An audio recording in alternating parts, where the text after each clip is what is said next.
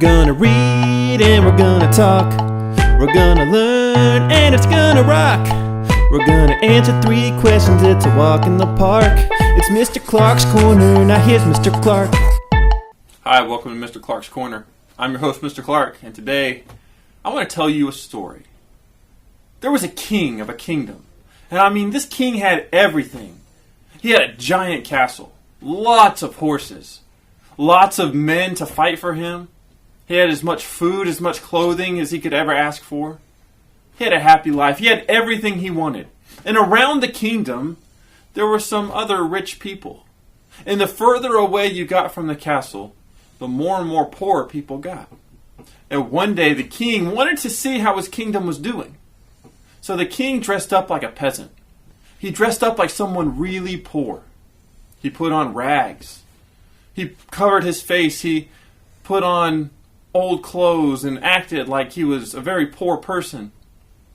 As he walked through the castle, as he walked through the outer courts where the rich people were, no one gave him any respect. People laughed at him.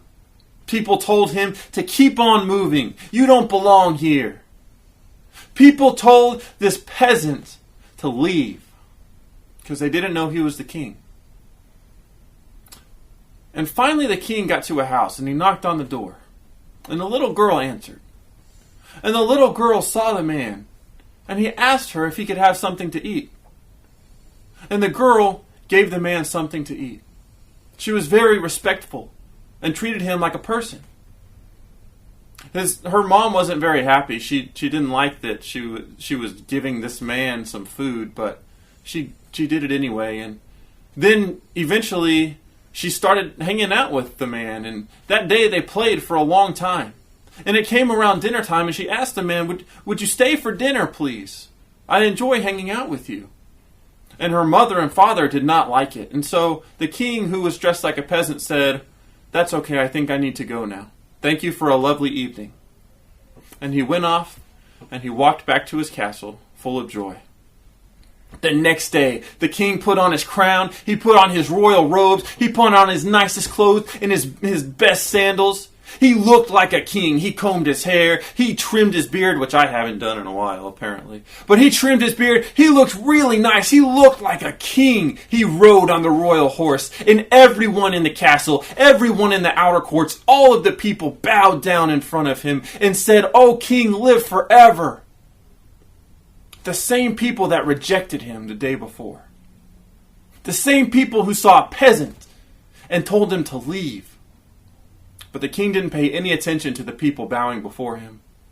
He didn't pay any attention to the people praising him and telling him, "Oh, king, live forever." He went right back to that house and he knocked on the door, and the girl answered, and he bent down and he looked the girl in the eye and said, "Who are you? And who am I?" And the girl said, "I played with you yesterday. I fed you. You're the peasant.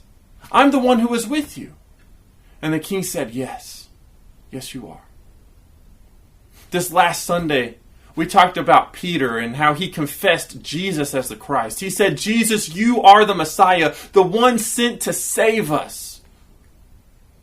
That's who Jesus was. And even though this king came the day before, and he was dressed like a peasant, like a poor person, who was the king really? The king really was the king.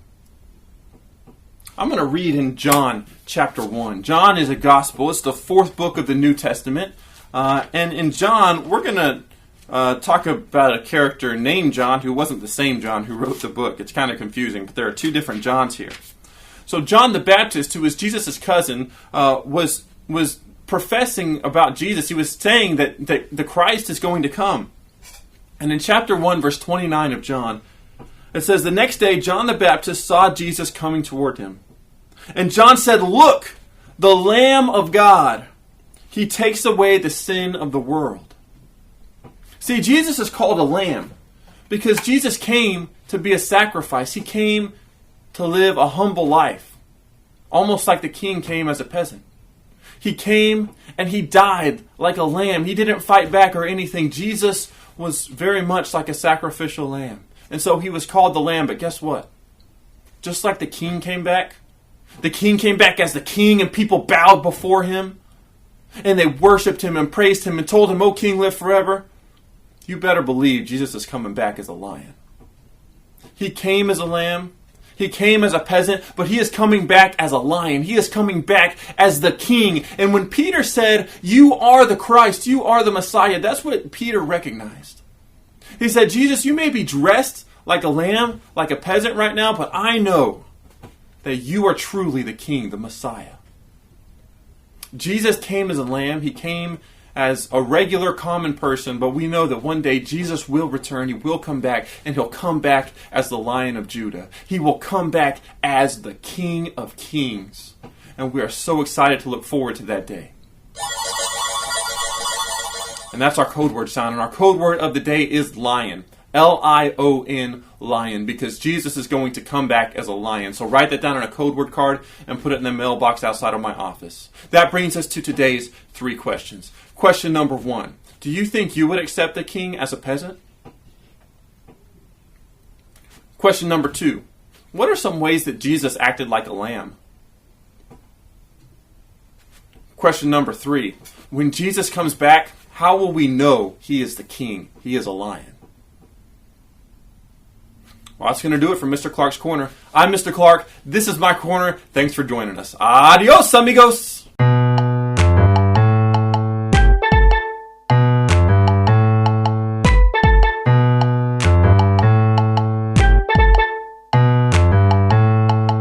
Okay, we read, alright, we talked. Oh, yes, we learned, and you know we rocked. We even answered 3 questions, man, what a fun day. It's Mr. Clark's Corner, I'll see you on Sunday.